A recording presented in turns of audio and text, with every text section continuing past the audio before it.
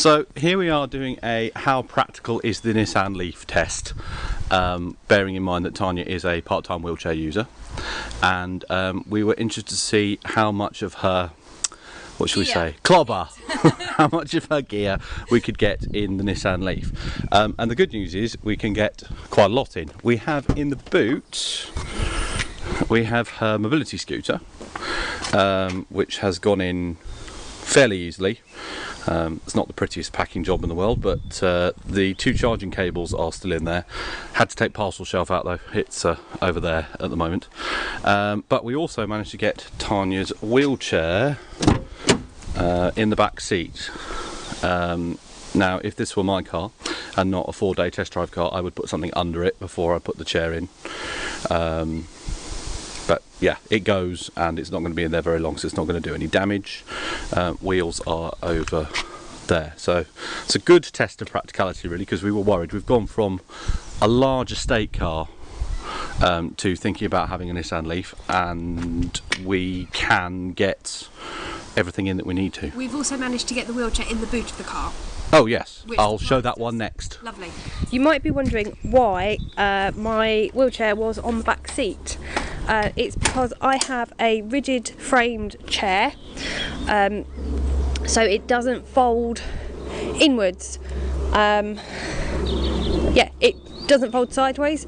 You'll see how it does fold up when Dan puts in the car, but that means that it can go on a car seat, which is why it's often chosen by drivers, so they can transfer into the driver's seat, then pick up the chair and put it on the passenger seat next to them. The most awkward parcel shelf I've ever come across in my entire life. There's instructions on the bottom of it. A parcel shelf that needs instructions? Yeah. A parcel shelf that needs instructions and don't actually make a great deal of sense either. Especially as the charging caddy is still in the way if you put it in like this as well. Oh, point it, no. So, chair in boot. Parcel shelf is back in, which, seeing how long it took me to get it out, is a big plus point. But the chair will go in. So you can take the wheels off and you fold the seat down, but it doesn't fold inwards.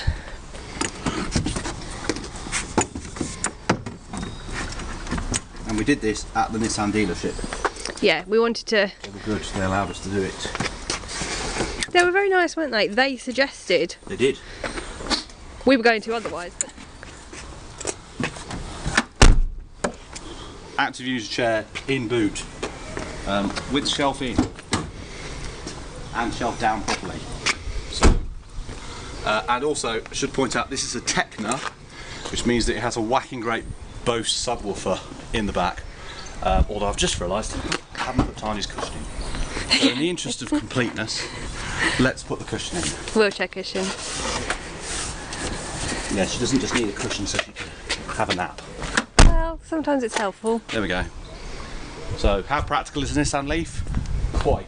Not quite as practical as our big Mazda. No, but you can't really compare. To run. You can't compare a standard and a what's that thing called? You mean an estate? Yes. And a hatchback? Yes, you can't compare boot sizes in an estate and a hatchback. No, but we have shown that you can be a wheelchair user and get all of your clubber, or gear as you put it, in the back of your car. Particularly as an active user chair. Most wheelchairs are okay in any boot because they fold inwards, don't they? So what do we think of the car in general, Tania? I like it. I'm impressed. We had some issues with the sound. Yes. Can you talk to people about the sound? It has. Hang on. Can't really come. It's alright, I can. Mobile cameraman. Whoops, that's backwards. No, you've left it in lock. You've left Diana's left the steering lock on, so I can go forwards and backwards. There we go. There we go. So, because it's an electric car, it's very quiet, and I have actually been caught out a couple of times by A neighbour. Another Nissan Leaf owner who lives a couple of houses down the road from us, because the car is so quiet. I've nearly been run over by it twice. So it has a pedestrian warning system that operates, I believe, below 19 miles an hour unless you turn it off, and it turns out that that is the high-pitched whining, singing, whirring noise that was upsetting Tania's head the most. There is still a high-pitched whine. It is an electric motor car, but you can turn that off by pressing this button. Hang on. Don't hit the No, car. I'm not going to hit the car. This button here, but it defaults to always on, so either I have to remember to do it every time, or I might be able to figure out some clever way of taping the button down. Or I'll just shout at you if it's on. Yes, indeed. But there's some quite nice features down here as well, which is the locking mechanism for the charging point, which is on the front of the car. You can set it to lock by default, which I think is great. You can also use the auto feature, which is for if you're at a public charging point, and so you're off having your coffee. If you set it to auto, then that will allow the cable to be removed if the car has finished charging, so it doesn't hold up the next person wanting to use the charge point. Which I think is very community It is friendly. very community-minded, apart from the fact that your car will still be in the space. Yeah, that's a bit of an issue. And I haven't tried a motorway service charge point yet, so I don't know. I was wondering if we should do that. Go for a little drive to the nearest services. Yes, indeed. I think we probably should try that out before we get rid of the car. Actually, We're not getting rid of it. It's just before we give the car back. it's on a 4-day trial. It's actually on a 5-day test drive. Well, yes. It's supposed to be a 4-day test drive, and I've got something come up at work tomorrow, which was Saturday, which was the day we were supposed to be delivering back. So Saturday is tomorrow. I'm just making a point that you're a teacher and you're going into school on Saturday. during the holiday. Yes. But yeah, we probably should try a public charge. Actually, Yeah. I'm running it out now to see how far I get on a single charge. Okay. So I will probably fast charge it tomorrow on the way back from school. Oh, okay. Sad times. Yeah, I Sad. wanted to go with you. Charging wise, it's really easy. Charging point, open from a button inside. There are two. The larger one is for the fast charger, which we are yet to use, as we were saying earlier. That's where on the services, isn't where it? the motorway services one will go. And here is the one where you can use the slower charging option, so we say. So we've been charging it off our normal 3-pin plug. I quite like the fact there's a light in here. It's Yeah. quite useful. Will be when it's dark. And you can open the charging point and unlock the charging cable from the key, which is good. Oh, And you can also see, film there, darling, on the dashboard. They are the charging. Can't get high enough. no. They're the charging lights. So when you plug in your car, it will show 1 light for barely charged, 2 lights for more charged, and 3 lights for nearly completely charged. I'm not sure on the exact percentages. I don't think it's equal thirds, otherwise I would have just gone for it. One thing that I've noticed from a getting in the car point of view is the seat is actually higher than in our Mazda. So it's a little bit easier. I don't feel like I'm having to push down. It's sort of at bottom height. Is that a good description? The back seats are slightly higher than that, so I do have to go up a little bit. You can have too much of a good thing. One of my only issues with the car is that I feel a little bit too high. Now, this might be because I'm 6'2", but I am on the very bottom of the seat adjustment, and I'm on the very top of the steering wheel adjustment, and it doesn't adjust for reach. So I've had to slightly change my seating position. I squat down very slightly to be at the right height. But actually, I did 60 odd miles in it yesterday. We did 40 odd miles in it the day before, and I've been nothing other than very I cut off there because the picture didn't look very clear. Dan just said so it's not ideal, but it's okay. So what have we got in here? This, as I've said already, is a Techno spec. So this is the top spec. We've got lots of piano black plastic around. It looks really nice. It does look really nice when it's clean. We've got piano black here, which is full of fingerprints. We've got piano black here, which is very dusty. Even Tania's, and she hasn't spent as much time in the car as I have, is a little dusty. So, and the centre console as well is also piano black. And it might be because this is a black car, but I don't think so. I don't think we'll be getting it in black because it shows every tiny imperfection. The black option is also quite expensive for a colour. Yeah, it's $575 in the UK at present. Red is free. Red is free, and the non-pearlescent white, I believe, is $250. So I will probably compromise in the middle and go for the non-pearlescent white, the solid white. We both liked the white. Yes, but I think we might have been looking at a pearlescent white. We were. Which is a very expensive colour. That's $750. Yes. So we won't be... But it still gives us an idea of what white's going to look like. Yes. Spec-wise, it's almost as well loaded as my Mazda 6 Tourer Sport Nav that I've been driving for the last 3 years. The only thing that it doesn't have, which that car did have, is electric seats. But actually that's not much of an issue for us because I'm the only driver in the house. It does, however, have heated front seats, heated rear seats. There's a switch here. And also a heated steering wheel. Yeah, you were quite Which impressed with is that. a very, very bizarre feeling if you're not used to it. Plus, because it's electric, they've done some kind of technological trickery, and you can hook it up to your phone if you've got the app, and you can set the air conditioning when it's a hot day to come on before you go to the car, and you can set the heating on a cold day. Well, you can do it on any day, but obviously they are the obvious times to do it. You can set the heating so that you're not coming to a cold car. Which is a very exciting feature, but not one that you can try on test drive because you won't be able to register as an owner. Which you need to do to use the app. Yes, so we haven't been able to try that one out yet, but it sounds very good in theory. Particularly for, well, heat in the winter eases my joint pain. That's true. And in the summer, with my postural orthostatic tachycardia syndrome, the heat significantly affects me. So getting into a hot car because of the sun being on it and windows is one of the worst things I can do. So if we can cool the car down first, that's really going to help. And the idea behind having heated everything, like heated steering wheel, heated seats in the back and that so on and so forth, is I believe it's more energy efficient to warm up bits of the car than it is to run the aircon. So I think the theory is that you heat what you're sitting in rather than heat the atmosphere that you're in, and that is more efficient on your battery. But you do have the option to put a heater on or air conditioning on. Absolutely. If you need to. And if you're going to turn it on with the app beforehand, you're actually heating up using the charge. Yeah, that's true. Rather It'll still than be on charge. Yeah, you're not using up your battery if So you you'll have more range. Yeah. Once you've got, you won't have lost any range by having heated your car. Yes. We have keyless go, which is a feature I like on all cars.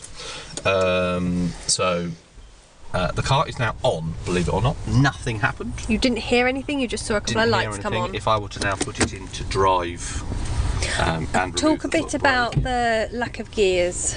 Yeah, I am a car lover. Petrol head. Yeah, petrol head or now electric head. Doesn't work quite well, does it? And I really, really enjoy driving. I always have done. And things like owning a car with a DSG gearbox, for example, in a normal car, I've always shied away from doing that. I like a manual gearbox, I like having a clutch, but actually the way this car feels very calm to drive. So 90% of my miles are done on the motorway, and actually you've only got two settings. You have drive and you have brake mode, which is where the energy braking is engaged, or obviously you have reverse. But I have found not having to do any gear changing at all quite relaxing. The only thing I do miss is I've got nothing to rest my hand on. I've got a nice armrest Which your here. mum is thrilled about. Yes, two hands on the wheel. Yes, mum, absolutely. You don't have gears because it's an electric motor. So you only need gears for petrol Yes, and diesel. because all of the torque is available right from the word go. You don't have to have the build-up going through a first gear and then up into a second gear. You don't have to have the smaller cogs. So it's in the same gear whether you're doing 5 miles an hour or 80 miles an hour. Not that you would do that on UK roads, of course. So no gear changing in this car. You can treat it a bit like an automatic. It is like an automatic in terms of pedal setup. We have a brake pedal, which I'm currently sat on, and we have the accelerator next to it. We also have a foot handbrake. Anyone who's driven a Mercedes will be familiar with that concept, because I don't know if they still do, but for many years that's how Mercs operated their handbrakes. I would assume they've moved towards electric handbrakes these days. We have sat-nav, which I've currently got on this rather funky split screen setting. It's not really showing it up on the camera, I'm afraid. That's a shame, but I've got 2D mode and 3D mode running simultaneously, which is kind of cool, and one of the screens flicks on to show you the junction layout. So unlike in my Mazda, where as soon as junction layout comes on you lose the map, you will have both available. You lose half your map. I do. But you get something else that you need. Yes, indeed. The sound system is good. It's billed as being a Bose 7-speaker system. It's got a sub in the boot. I'm a professional musician. It's not brilliant. It's not bad. It doesn't. If you like to listen to your music loud, as I frequently do, it doesn't go particularly loud. But however, that's good for me because I worry about your eardrums. Yeah, that is true. But the sound is reasonably high quality, which is great. And that's more important than loud and not high quality. Well, okay, but I do like loud. I know, you like loud and high quality. I like loud and high quality, which I did have in the Mazda. Yes. But this doesn't go as loud. But also, that might be an energy saving feature as well. Yep. Indeed, loud stereo probably takes a lot of battery power, although all the internal stuff is run off the standard 12-volt battery, which you can get a solar panel spoiler to charge, which I think is a £300 option at the moment. I'm not sure that we're going to bother, because having done some digging around on the net, it doesn't seem that it's a particularly worthwhile feature for the amount that it costs. And particularly as we will be probably having this car for 3 years and then trading it in, we're not buying outright. Yeah, indeed. We normally keep our car for around 3 years. What else have we got? Full telephone connectivity, which is great. It's Your Wi-Fi hooked up really quickly. my Wi-Fi. Was it Wi-Fi Bluetooth? Something Yeah, Bluetooth connection's very good. And actually, better than the Mazda. the stereo in the Mazda has this infuriating feature where it won't let you use Bluetooth audio until it's downloaded the entire phone book, and it downloads the entire phone book every time you connect the phone. It doesn't store it in some kind of memory, and that takes a good 5, maybe even longer minutes, so you can't listen to Bluetooth audio from the moment that you get into the car, and you can in this one. It's straight away, it's spontaneous, it's very, very good indeed. And also the iPhone 6S, which I currently work, did not work with my Mazda, and it's absolutely fine with this. It integrates really nicely. It doesn't have reversing sensors, and it doesn't have front parking sensors, but it does have, on the Tecna anyway, all-round cameras, which are great. You can see both sides of the car, front and back. You can actually see my wheelchair. You can. And you can also see your curbs if you press the button again. This mode engages automatically. If you put it in reverse, you'll see that it flicks onto rear camera instead, and you have the usual sort of where are we going lines that you would associate with software. So nice feature, like that a lot. Okay, dashboard is a little bit 1970s sci-fi movie, I have to say. I miss dials. I was saying to Tania as we were driving along the other day, You're getting tired. Indeed, it would seem so. That it takes me longer to process reading a number than it does to process looking at a dial. Now, I don't know if that's because I'm used to dials. So here you've got numbers rather than... Yeah. We have battery temperature, which is something I hope I'm never going to need, because really, if the battery overheats, there's not a lot I can do about it other than stop. We have range, which is currently showing 63 miles. I don't know how accurate that is, which is why I'm deliberately running the battery down, but I have done 66.4 miles on this charge. We're in a 30 kilowatt version, not a 24, so I'm hoping for around 120 miles plus, and if those two figures tally up, then that is what we will get. This is what we get in lieu of a rev counter. These ones here are white dots, and the more power you are using, the more dots you have showing. And this is the regenerative braking, so when you put your foot on the brake, it goes down into blue. And you actually make your own energy effectively. You do make your own energy, and actually the regenerative braking is quite severe. If you just take your foot off the accelerator and B mode is engaged, which I will do now, so we've now got a B on the dashboard rather than D. So What's the difference? We're now in regenerative braking mode. Okay. So if you take your foot off the accelerator, it feels like the car is braking because it's generating its own electricity, and it's quite severe. So it's almost, if you're not looking to brake hard, it's almost one pedal driving. Which is quite good. We have a digital clock up the top and outside temperature, and then there's the trees. Yeah, we like the trees. Well, but we do like the trees, but we're slightly confused by the trees. We can't show the trees unless we go for a drive. No, indeed. That gauge, which was on the left-hand side of your picture there, steadily increases and then gives you a tree. And now, you can collect trees. I'll be honest, I haven't read the manual to find out exactly what it means, and I probably should have done before I started talking about it. But you collect trees. I don't know if it's how many trees you're saving on the planet or what, but it's interesting. Although I was interested to see that I actually got more trees when I was hammering it round town than when I was driving carefully. So I don't know. It's not a reward for careful driving, it's a reward for economical driving. Well, you would hope that the two things go together, but you would. Perhaps not. And yeah, I think that's all the features of the Nissan Leaf, really. Very impressive, much more impressive than the Renault Zoe, which we literally drove up to, went nope, too small, and left. The Hyundai Ioniq is one that I would like to look at, but there's no dealer in the country that I've been able to find that can get one for me to test drive. This is Dan turning it on. That was it, that's all you get sound wise.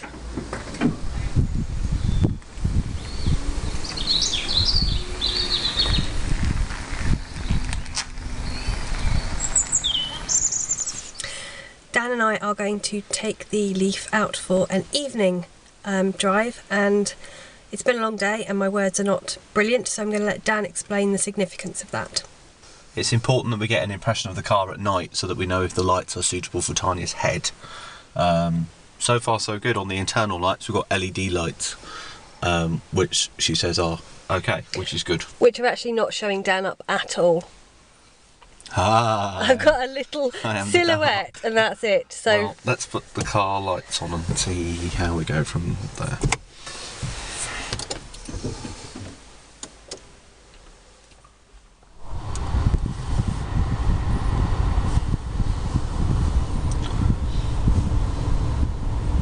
How's that? that's okay. Can you demonstrate what you can do with the front panel? I mean the dimness. Yeah.